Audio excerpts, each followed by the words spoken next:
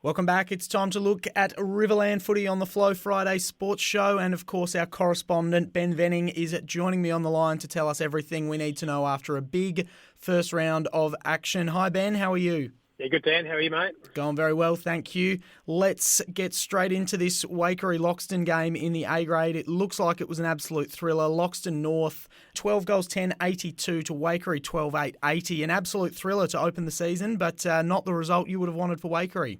No, not quite. Look, it was a pretty good game of footy. I thought Waikerie started really well, going into quarter time, 5-goal-1 and 2-goal-2, and thought, oh, yeah, here we go. This is going to be a good game. And, pretty tight there at half-time. Waikerie up by a couple of goals. And sort of the momentum started to shift a little bit in that third quarter. You could just tell that Loxton North were coming. And although, we still had a 10-point lead at three-quarter time. And then, in that last quarter, they were too good. They, whacked on 4 goals. We could only manage a couple, and that was the difference at the end of the day. And they got up by 2 points in a pretty good game of footy. For Loxton North, Alec Kudra was, sensational down forward for them. Zach Waldry's probably his best game I've seen him play. Scotty Lewis was magnificent for the midfield there.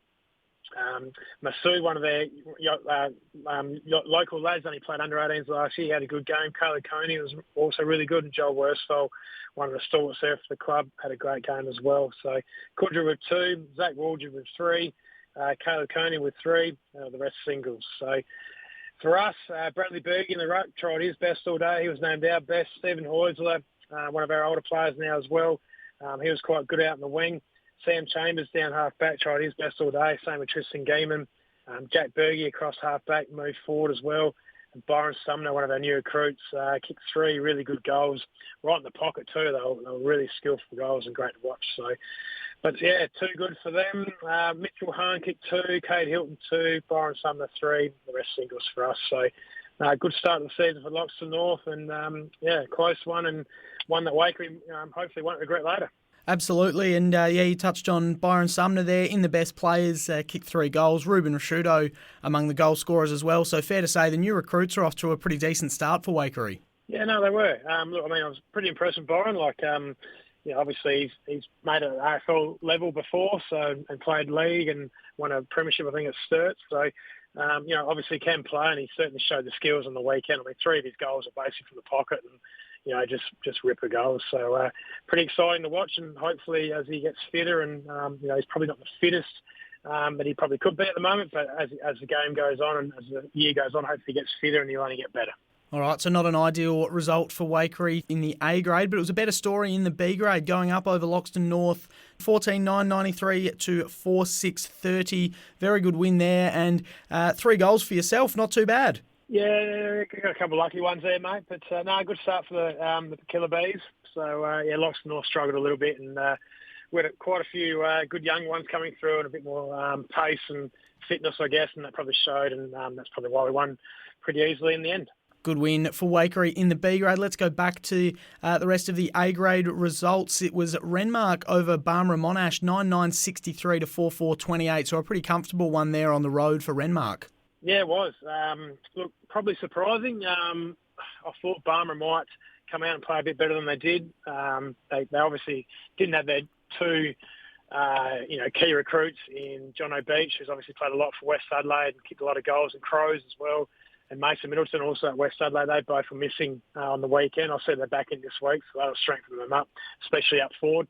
But no, Renmark, you can't write them off. They've still got the Wolfords, Trevor Thorpe running around, obviously Josh Vader, Zach Garcher in the ruck. Still a great side. And, I just thought Barmera might have, taken it up to them a little bit more. But, like I said, they did have a couple of key players that weren't playing. So better players on the weekend for Barmera were Justin Bonney was best, Aidan Lyon, Luke Thomas, Jake Smith, Sam Butterworth, Fraser Sampson. Goal scorers for them, Woodkey kicked 1. And Mitch Wellington 1, Reece Lehman 2. Renmark best players were Dan Wolford, Nick Gillard, back from West Adelaide, Tim Wolford, Jared Rowe, Ricky Garrett and Josh Vater. But good win to Renmark to start the season. They're up and about and got their revenge after losing the grand final last year to Barmera. All right, certainly one that we're looking forward to seeing how it goes next time they meet with Barmera Monash, a bit closer to full strength with their new recruits in. But good win there to Renmark to open their season, and lucky last game for the weekend. Loxton 16-6, 102. Easy win over Berry 8-6, 54. Yeah, look, it's probably what we expected. Obviously, Loxton have recruited well and got some good players in there, and their local players are playing well too, led by Shay Lange as well, who was named best. Jesse Will, Harley Campbell, Braden DePrince, one of their new recruits, had a good game. Lockie Evans and Riley Walton are the better players. Their goal scorers, Rogan Kennedy across half forward there at centre half forward, kicked 3. Nathan Flight as well, big Flighty, kicked 3. Bailey Bougen, one of the new recruits in there from Karoonda with 2. The rest singles, except for Lockie Evans kicked 2 as well. So, no, good win by them. Berry, Andre tried his best. Jordan Mard, Hugo Kruger, Angus Damon, Colin Robertson, they're better players. Regan Kruger kicked 3, and the rest singles. So, good start to the year for Loxton, and they're up and about, and just hopefully Berry can find something, because obviously it was the last long year for them last year, finishing bottom. So, hopefully they can do a bit better this year. All right, let's look ahead to round 2. In fact, before we look ahead to round 2, I should ask, Anzac Day falling yesterday, were there any Anzac Guernseys or pre-game ceremonies last weekend or any happening this coming round? Yeah, no, it all happens tomorrow. So, everything's left for the Saturday. They used to do an Anzac years ago, but they don't anymore. It's always Saturday now. So it'll all happen tomorrow, mate. All right, plenty to look forward to there. And Waikerie back in action against Renmark this weekend at Renmark. This should be a cracking game. Waikerie obviously looking to bounce back after that tight loss, but Renmark a pretty convincing win to open their account last weekend, so this should be a good one. Yeah, look, like I said, I thought Barmera might have done a bit better last week against Renmark, so obviously they're fit and firing Renmark, and they've been a good side now for 4 or 5 years. They've really sort of set the standard in RFL footy, and obviously, beating Barmera, the reigning premiers last week's a great start for them. And so for us to go up to Renmark tomorrow and take them on is going to be a tough game. Gartry in the rucks, obviously one we've got to keep an eye on. Blighty up forward. The Wolfers are in good form, looking for the best players last week. Still Joshy Vader's running around. They get Ricky Gallard back.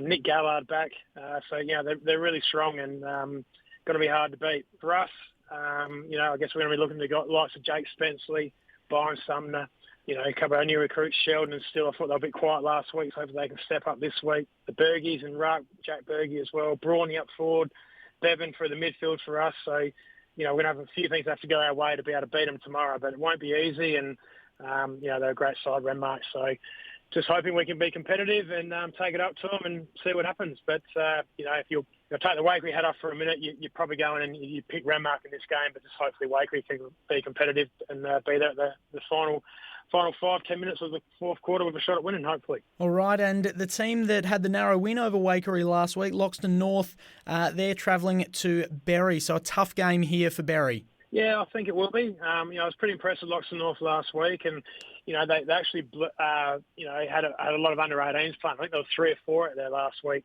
Playing from the under-18s. Kai Filkey was one of them. Jasper Hutchinson, another one. I see they've been named this week as well. Young Lloydie as well, Jackson Lloyd. So, starting to believe some of the future of their club, and they mix that in with some of the old blokes like Ryan Proud, Justin Proud, Cootie Vumard. Zach Waldridge had a great game last week. I was really impressed watching him. So they got a good side out there. Berry, obviously a disappointing loss last week to Loxton, but, no doubt they'll try and bounce back this week. They've still got some good players in there. Brad Doling, Hugo Krieger, ex-West Adelaide player. Going to be tough for Berry, though. I mean, Loxton North, I think, they surprised me last week. I thought they moved the ball well and they looked fit. So Scotty Lewis, obviously, get a lot of the ball for them. So if they can shut those sort of players down, they might have a chance. But I think I'm going to stick with Loxton North. Watching them last week, I think they'll be too good for Berry this week. And just before we wrap up, Loxton hosting Barmera Monash. So they'll get to take on Barmera Monash with those new recruits out on the field. So this one, you'd expect Barmera Monash to probably put some more points on the board this week. Yeah, they look like they've got a similar team, but like I said, they get, their 2 real key in, and Mason Middleton, he'll start at full forward. So it's going to be a huge job for Carl Smith at Loxton to stop him. If he gets good delivery, he's got a great set of hands and a good kick as well.